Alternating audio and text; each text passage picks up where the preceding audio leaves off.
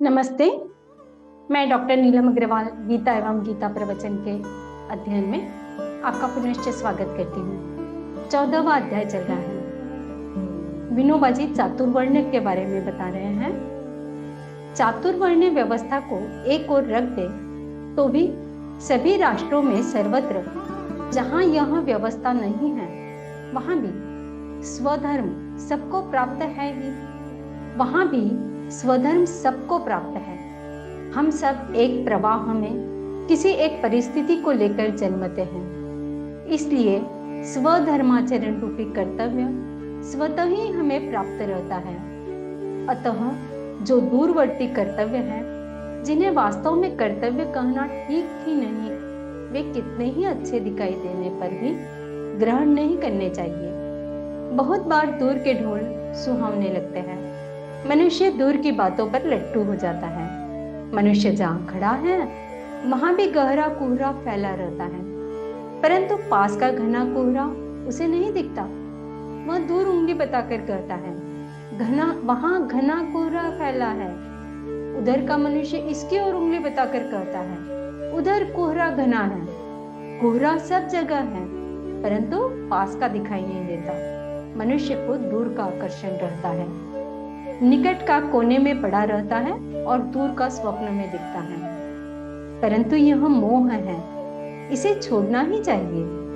प्राप्त स्वधर्म यदि साधारण हो, घटिया हो, नीरस लगता हो, तो भी जो मुझे प्राप्त है वही अच्छा है, वही मेरे लिए सुंदर है। जो मनुष्य समुद्र में डूब रहा हो, उसे कोई टेढ़ा मेढ़ा और भद्दा सा लकड़ी का टुकड़ा मिले, पॉलिश किया हुआ चिकना और सुंदर न भी मिले, तो भी वही टेढ़ा मेढ़ा टुकड़ा उसे तारने वाला है।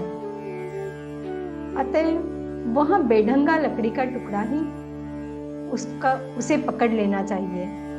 इसी तरह जो सेवा प्राप्त मुझे हुई है, गौण मालूम होने पर भी वही मेरे काम की है, उसी में मग्न हो जाना मुझे शोभा देता है, उसी में मेरा उद्धार है।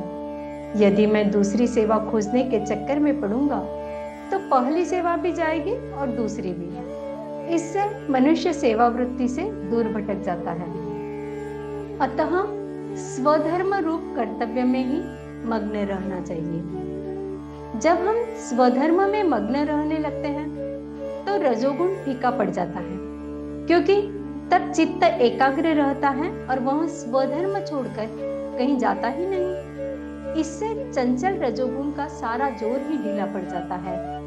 नदी जब शांत और गहरी होती है तो कितना ही पानी उसमें बढ़ जाए तो भी वहां उसे अपने पेट में समा लेती है।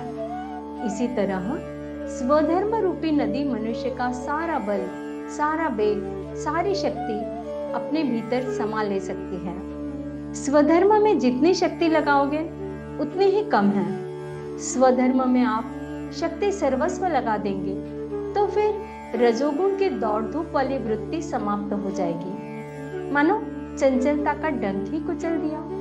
रजोगुण को जीतने की यही विधि है।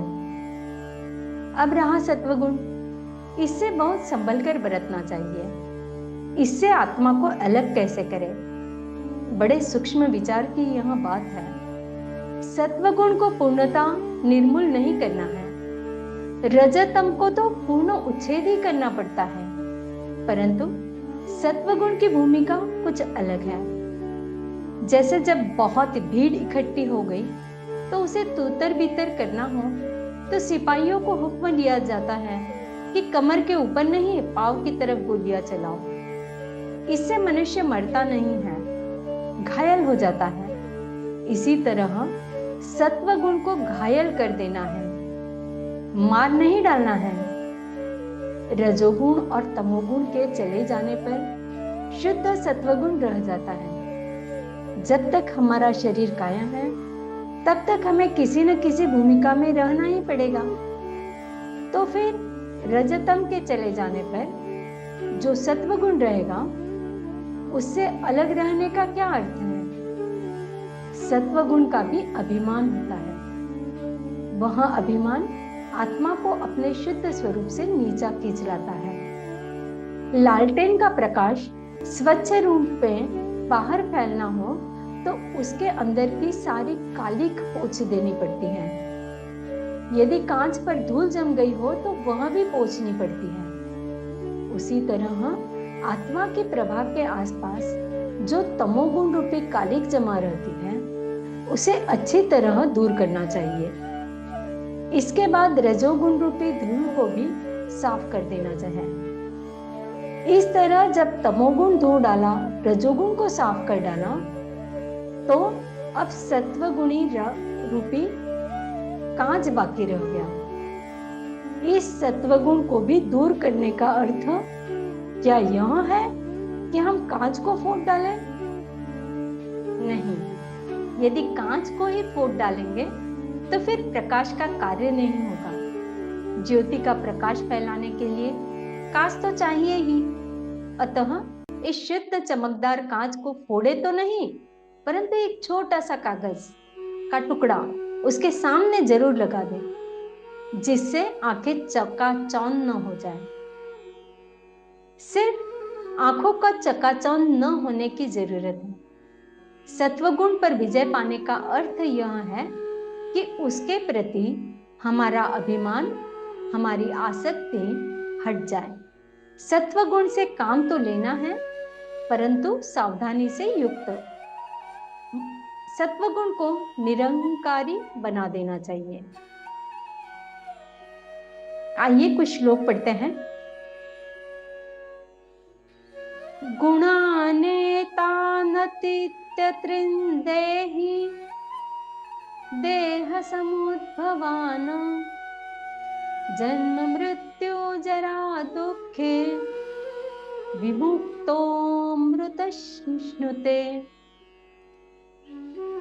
जब शरीरधारी जीव प्रकृति के इन तीनों गुणों को पार कर जाता है, तब वह जन्म, मृत्यु, बुढ़ापा तथा सभी प्रकार के कष्टों से मुक्त होकर इसी जीवन में परम आनंद स्वरूप अमृत को भोग करता है।